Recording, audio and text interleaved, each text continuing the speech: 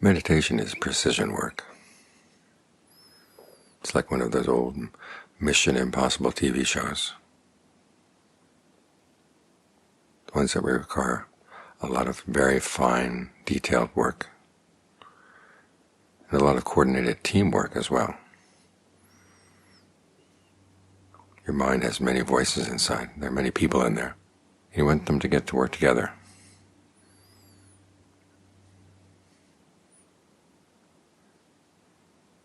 To support one another, and to bring one another into balance.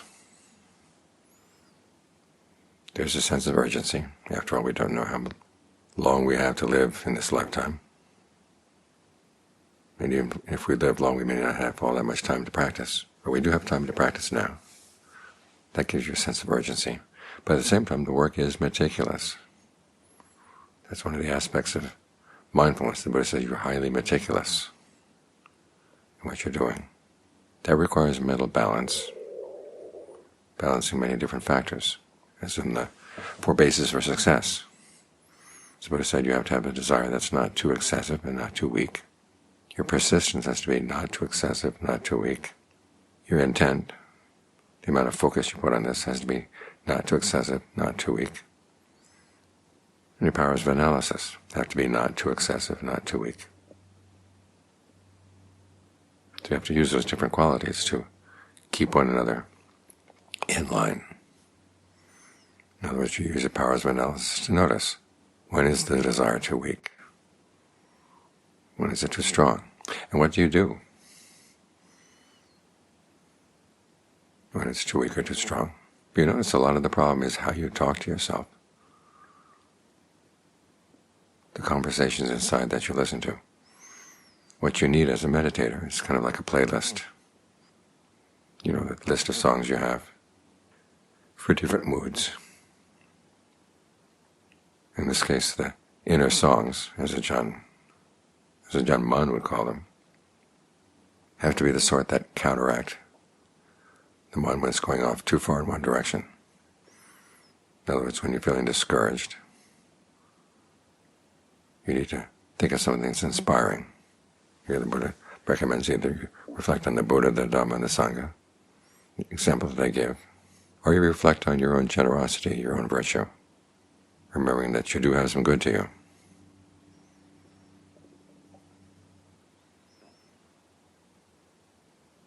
And you reflect on the fact that you are here, you've got this opportunity, you've got a merit someplace that allows you to practice. So use that for encouragement. There are other times when you're in too much of a hurry, you have to calm down. That's when the playlist calls for something else. Remind yourself that yes, this is precision work, this is a detailed job. And if you rush through things, you're going to miss everything. Because we're looking for the details of the mind, how the mind creates a little thought world inside, and how that thought world can suddenly blow up, like the old pictures they had of the Great Bang. Out of nothing comes this huge expansion. How does that happen? You want to watch it carefully. You want to see what those first steps are. That requires that you be very, very calm. So you think of things that are calming. The fact that the Buddha worked on this for many, many lifetimes.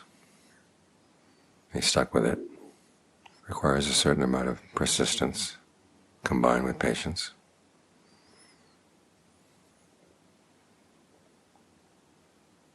This is where you might want to think of the devas. Not the fact that they might be helping you, or the fact that, as the Buddha said, the qualities that make people into devas, you already have those to some extent. You have conviction, you have virtue, you have generosity, you've learned some of the Dharma, you have some discernment. There was a time when Ajahn Fung said I needed to use more of my discernment. I told him I didn't have any. He said, of course you have. If you didn't have any discernment, you wouldn't be a human being. So you've got some discernment, you learn how to use it. So you've got good qualities already. Not that you're going to rest on your laurels, but simply you use that thinking for encouragement. In other words, you learn how to look at your thinking from the outside. reminding yourself that you do have many alternatives. You're engaging in direct thought and evaluation almost all the time. Remind yourself you have different recordings, so to speak, that you can slip in. Just because a thought pattern seems to be going through your head and is very insistent doesn't mean that it has to stay there and that you can't let it go. The Buddha gives you all kinds of instructions on how to let go of unskillful thinking. You either replace the unskillful thoughts with more skillful thoughts, or you reflect for a while on the drawbacks of that unskillful thinking. You realize, stepping aside from it and watching it from the outside, that really isn't good for you. You simply decide not to pay any attention to it at all, let it chatter away in some corner of the mind. Will you get to work? Or you realize that that thinking involves a certain amount of effort. Where do you feel that effort? Especially, where do you feel that effort in the body? Where is there a pattern of tension in the breath that allows that thinking to have a foothold in your mind? Can you breathe through that? And then as a last resort, you crush that unskillful thinking with your determination simply not to think it. That's when you think thoughts of Bhutto, Bhutto really fast, machine gun fire. You've cleared the air. So there are ways you can turn off your old thoughts. Just like those songs that go through your head that seem to be repeated over and over again. Well, they do have their limits. It's not the same song all the time. And one of the best ways of dealing with that is to start thinking of the different chants we have. Repeat those in your head. If you're going to have something running through your head, have something that's connected with the Dharma. In the same way, if the thinking is pulling you off in the wrong direction, getting you too nervous, getting you too tight, or getting you discouraged and lazy,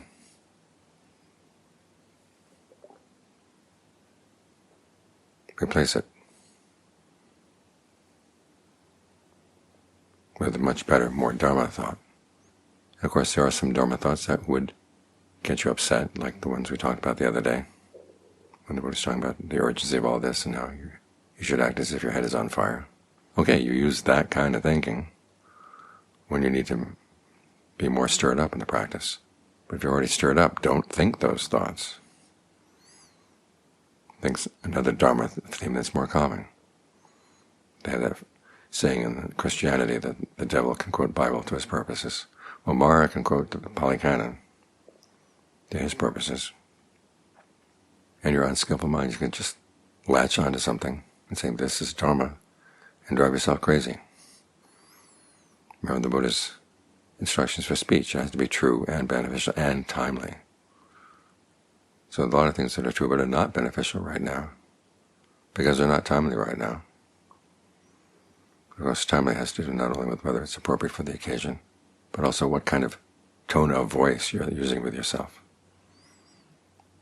Whether it's more gentle or more harsh. There are times when you do need some harsh instructions to yourself. Stop being so lazy, stop being so self-indulgent. Other times you need to have more gentle treatment when you're feeling wounded and tired.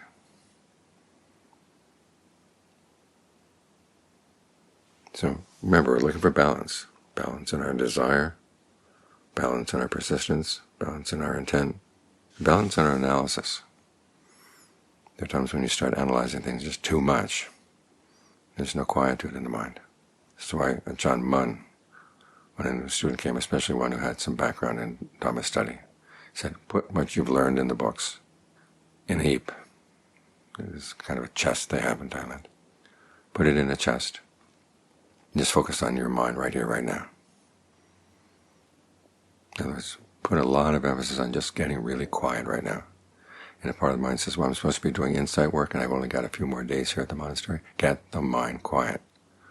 Because it's in the quiet mind that the real work is done.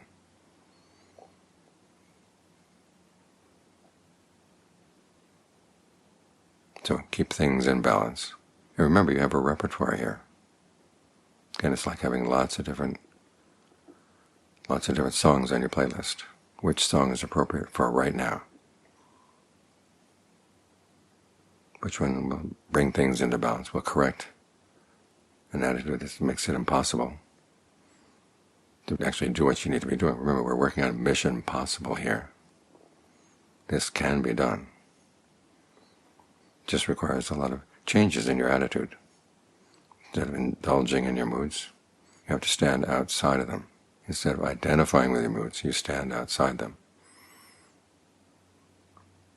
See when they're useful, see when they're not. This is what the middle path means. It's not that you avoid pleasure or avoid pain. Go for something neutral in the middle.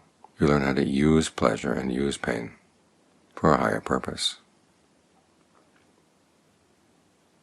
For this precision work of dealing with your defilements, that are getting in the way of your concentration, dealing with the ignorance that gets in the way of release.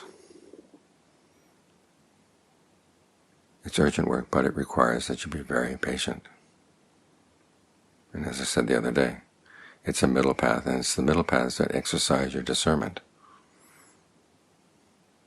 If it were an extreme path of urgency or an extreme path of very quiet do-nothingness, that would be easy, but it wouldn't exercise your discernment. You wouldn't have the discernment you need to deal with the defilements.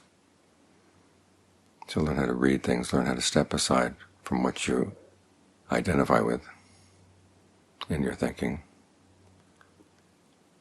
Learn how to manage it. So the teamwork inside works together. And they're here to help one another inside. So you see, yes, the mission really is possible. It can get done.